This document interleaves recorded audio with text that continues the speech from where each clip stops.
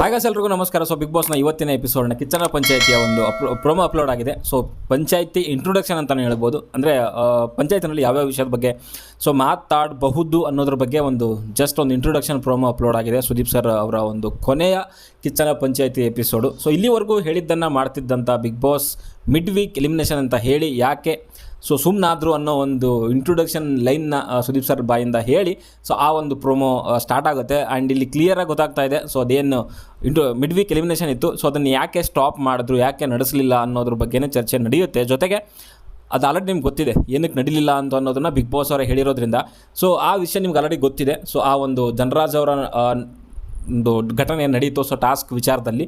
So mirror ನೋಡಿ ಒಂದು task complete ಮಾಡಿದ್ದಕ್ಕೆ ಆ್ಯಂಡ್ ಅದು ಅವ್ರು ಹೇಳಿದ್ದಕ್ಕೆ ಅದು ತುಂಬ ದೊಡ್ಡ ವಿಷಯ ಆಯಿತು.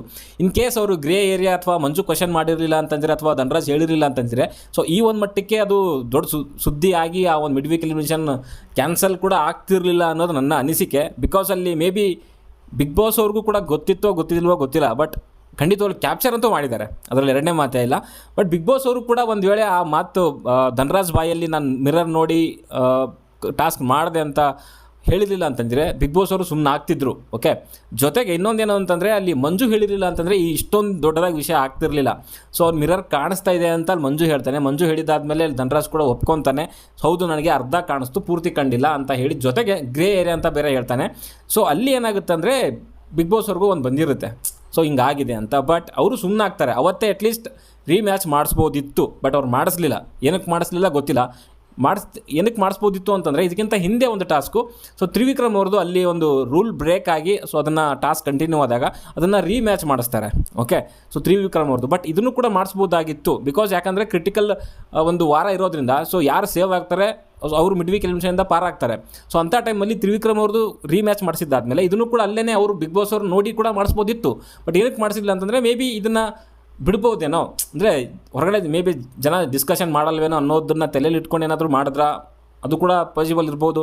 ಸೊ ಬಟ್ ಜನ ಏನಾಯಿತು ಅಂತಂದರೆ ಇಲ್ಲಿ ಆ ಮಂಜಣ್ಣ ಆ್ಯಂಡ್ ಧನರಾಜ್ ಏನು ಮಿರರ್ ನೋಡಿ ಅದು ಮಾತುಕತೆ ನಡೆಯುತ್ತೆ. ಸೊ ಹೊರಗಡೆಗಂತೂ ಖಂಡಿತವಾಗ್ಲೂ ಚರ್ಚೆ ನಡೆಯುತ್ತೆ. ಸೊ ಅದು ಒಂದು ರೀತಿಯಲ್ಲಿ ಫೇವರಿಸಮ್ ಮಾಡ್ತಿದ್ದಾರೆ ಧನರಾಜ್ಗೆ, ಹಾಗೆ ಹೀಗೆ. ಅದರಲ್ಲೂ ತ್ರಿವಿಕ್ರಮ್ ಅವ್ರದ್ದು ರೀಮ್ಯಾಚ್ ಮಾಡಿಸಿದವರು ಸೊ ಇವ್ರನ್ನ ಯಾಕೆ ಮಾಡಿಸಲಿಲ್ಲ. ಸೊ ಇಲ್ಲಿ ತ್ರಿವಿಕ್ರಮ್ ಅವ್ರನ್ನ ತುಳಿದು ಸೊ ಇಲ್ಲಿ ಧನರಾಜ್ ಅವ್ರನ್ನ ಒಂದು ರೀತಿಯಲ್ಲಿ ಫೇವರ್ ಮಾಡಿ ಸೊ ಅವ್ರನ್ನ ಟಾಪ್ 6ಗೆ ಕಳಿಸೋವಂಥ ಪ್ರಯತ್ನ ನಡೀತಾ ಇದೆ, ತ್ರಿವಿಕ್ರಮ್ ಅವ್ರನ್ನ ತುಳಿಯೋಕ್ಕೆ ನಡೀತಾ ಇದೆ ಅನ್ನೋ ಒಂದು ಮಾತುಗಳು ಬರುತ್ತೆ ಅಂತ ಗೊತ್ತಾದ ಮೇಲೆ ಅವ್ರಿಗೆ ಸೊ ಅವ್ರೇನು ಮಾಡ್ತಾರೆ, ಅದನ್ನು ಮಿಡ್ ವೀಕ್ ಎಲಿಮಿನೇಷನ್ ಇದ್ದರೆ ನೈಟಲ್ಲಿ ಅದನ್ನು ಸ್ಟಾಪ್ ಮಾಡ್ತಾರೆ. ಆ್ಯಂಡ್ ಅದೆಲ್ಲ ಒಂದು ರೀತಿಯಲ್ಲಿ ಡ್ರಾಮಾ ರೀತಿ ನಡೆದೋಗುತ್ತೆ. ಸೊ ಅದನ್ನು ಅಲ್ಲೇ ಮಾಡಬೇಕಾದಂಥವ್ರು, ಬಟ್ ಅವ್ರು ಮಾಡಲಿಲ್ಲ. ಸೊ ಅವ್ರು ಮಿಡ್ ವೀಕ್ ಎಲಿಮಿನೇಷನ್ನ ಸ್ಟಾಪ್ ಮಾಡಿ ಅದಾದ ಮಾರ್ನಿಂಗ್ ಬೆಳಗಿನ ದಿನ ನೆಕ್ಸ್ಟ್ ಡೇಗೆ ಸೊ ಅದನ್ನು ಅನೌನ್ಸ್ ಮಾಡ್ತಾರೆ, ವಿಟಿನಲ್ಲಿ ತೋರಿಸ್ತವ್ರಿಗೆ ಹೇಳ್ತಾರೆ. ಸೊ ಈ ರೀತಿಯಲ್ಲಿ ಆಗಿದೆ. ಸೊ ಅದಕ್ಕೆ ಧನರಾಜ್ ಅವ್ರದ್ದು ಏನು ಹೇಳಿಕೆಗಳನ್ನೆಲ್ಲ ತೊಗೊತಾರೆ. ಹೌದು, ಧನರಾಜ್ ಒಪ್ಕೊತಾನೆ, ಅವನು ಒಪ್ಕೊಂಡೇ ಇಲ್ಲ ಅನ್ನೋದು ಕೂಡ ತಪ್ಪಾಗುತ್ತೆ. ಬಟ್ ಅವನಿಗೆ ಗೊತ್ತಿರಲಿಲ್ಲ ಈ ಒಂದು ಮಟ್ಟಕ್ಕೆ ಅದು ದೊಡ್ಡದು ಇಶ್ಯೂ ಆಗುತ್ತೆ, ಅವನು ಫಾಲ್ಟ್ ಮಾಡಿದ್ದಾನೆ ಅಂತ. ಬಿಕಾಸ್ ಅದನ್ನು ಗ್ರೇ ಏರಿಯಾ ಅನ್ನೋ ಒಂದು ಪದ ಇದೆಯಲ್ಲ, ಆ ಪದನೇ ಎಲ್ಲವನ್ನೂ ಒಂದು ರೀತಿಯಲ್ಲಿ ಹಾಳು ಮಾಡಿರುವಂಥದ್ದು. ನನಗೆ ಯಾರು ಧನರಾಜ್ ಅವನ ಮಿರರ್ ನೋಡಿದಾದ್ಮೇಲೆ ಅವ್ನು ಹೇಳಿಕೆ ಕೊಡ್ತಾರೆ ಇದು ಗ್ರೇ ಏರಿಯಾ ಅನ್ನೋ ರೀತಿಯಲ್ಲಿ. ಸೊ ಅದೇ ಒಂದು ಪದ ಇಲ್ಲೋ ಧನರಾಜ್ ಆ ರೀತಿ ಆಟ ಆಡಲಿಕ್ಕೆ ಕಾರಣ ಆಯಿತು ಅಂತ ನನಗನ್ಸುತ್ತೆ.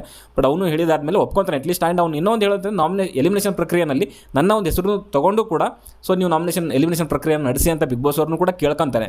ಆ್ಯಂಡ್ ಅವನು ಖಂಡಿತವಾಗ್ಲೂ ನಾನು ಮಾಡೇ ಇಲ್ಲ ಅಂತ ಎಲ್ಲೂ ಹೇಳಿಲ್ಲ, ಅವನು ವಾದ ಮಾಡಿಲ್ಲ. ಬಟ್ ಒಪ್ಕೊಂಡಿದ್ದಾನೆ, ತಪ್ಪಾಗಿದೆ ಅಂತ ಒಪ್ಕೊಂಡಿದ್ದಾನೆ. ಆ್ಯಂಡ್ ಎಲಿಮಿನೇಷನ್ ಪ್ರಕ್ರಿಯೆ ನನ್ನ ಸೇರಿನೇ ಮಾಡಿ ಅಂತ ಹೇಳಿದ್ದಾನೆ. ಸೊ ಇಷ್ಟೆಲ್ಲ ಆದಮೇಲೆ ನನ್ನ ಪ್ರಕಾರ ಧನರಾಜ್ದೇನು ಅಂತ ದೊಡ್ಡ ತಪ್ಪು ಅಂತ ನನಗನ್ಸಿಲ್ಲ.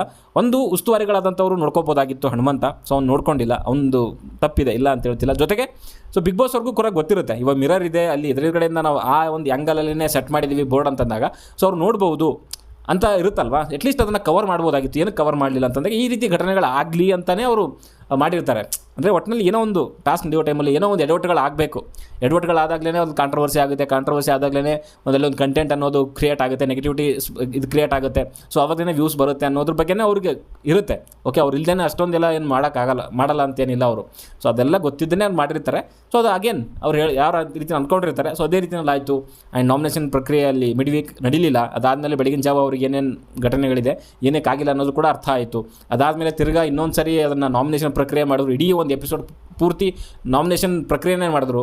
ಸೊ ಅದಾದಮೇಲೆ ಏನೇನಾಯಿತು ನಿಮ್ಗೆ ಆಲ್ರೆಡಿ ಗೊತ್ತಿದೆ. ಸೊ ಇವಾಗ ಕಿಚ್ಚನ ಪಂಚಾಯತಿನ ಅದ್ರ ಬಗ್ಗೆನೇ ಡಿಸ್ಕಷನ್ ಮಾಡ್ತಾರೆ. ಸೊ ಎಷ್ಟು ಹೊತ್ತು ಮಾಡ್ತಾರೆ ಅನ್ನೋದು ಮುಖ್ಯ ಆಗುತ್ತೆ. ಯಾಕಂದರೆ ಆಲ್ರೆಡಿ ಅದ್ರ ಬಗ್ಗೆ ಕ್ಲಾರಿಟಿ ಸಿಕ್ಬಿಟ್ಟಿದೆ. ಅವನು ಒಪ್ಕೊಂಡಿದ್ದಾನೆ, ಮಾಡಿಲ್ಲ ಅಂತ ಏನಿಲ್ಲ, ಬಟ್ ಒಪ್ಕೊಂಡಿದ್ದಾನೆ. ಸೊ ಅದನ್ನು ಅಲ್ಲಿಗೆ ಬಿಟ್ಟು ಸೊ ಮುಂದೆ ಹೋಗ್ತಾರಾ ಅಥವಾ ಇದನ್ನು ಇನ್ನು ತುಂಬ ಯಾರ್ಯಾರನ್ನ ಒಳಗಡೆ ತೊಗೊಂಬರ್ತಾರೋ ಗೊತ್ತಿಲ್ಲ ನನಗೆ. ಸೊ ಮಂಜು ಅಂತೂ ಹೇಳಿದ. ಸೊ ಇನ್ನು ಮಿಕ್ಕಿದವ್ರು ಏನಕ್ಕೆ ಮಾತಾಡಿಲ್ಲ ಅನ್ನೋದು ಕೂಡ ಬರ್ಬೋದು ಬಂದರೆ. ಆ್ಯಂಡ್ ಅಲ್ಲಿ ಆಡ್ತಿರೋ ಅಂಥವ್ರಿಗೂ ಅವ್ರು ಅಬ್ಸರ್ವ್ ಮಾಡಿದಾರೋ ಮಾಡಿಲ್ವೋ ಗೊತ್ತಿಲ್ಲ. ಆ್ಯಂಡ್ ಹನುಮಂತ ಅಬ್ಸರ್ವ್ ಮಾಡಿಲ್ಲ ಅಂತ ಹೇಳ್ತಿದ್ದಾನೆ. ಖಂಡಿತವಾಗ್ಲೂ ಒಂದು ಕಡೆಯಿಂದ ಎಡವಟ್ ಅಂತೂ ಆಗಿದೆ. ಸೊ ಅದನ್ನು ಯಾವ ರೀತಿಯಲ್ಲಿ ಉತ್ತರ ಕೊಡ್ತಾನೆ ಅನ್ನೋದು ನೋಡಬೇಕಾಗುತ್ತೆ. ಓಕೆ, ಸೊ ಸದ್ಯಕ್ಕೆ ವಿಡಿಯೋದಲ್ಲಷ್ಟೇ. ವಿಡಿಯೋ ಎಷ್ಟು ಲೈಕ್ ಮಾಡಿ, ಶೇರ್ ಮಾಡಿ, ಚಾನಲ್ ಸಬ್ಸ್ಕ್ರೈಬ್ ಮಾಡ್ಕೊಳ್ಳಿ ಅಂತ ಹೇಳ್ತಾ ಮುಂದಿನ ವಿಡಿಯೋದಲ್ಲಿ ಸಿಗೋವರೆಗೂ ಬಾಯ್.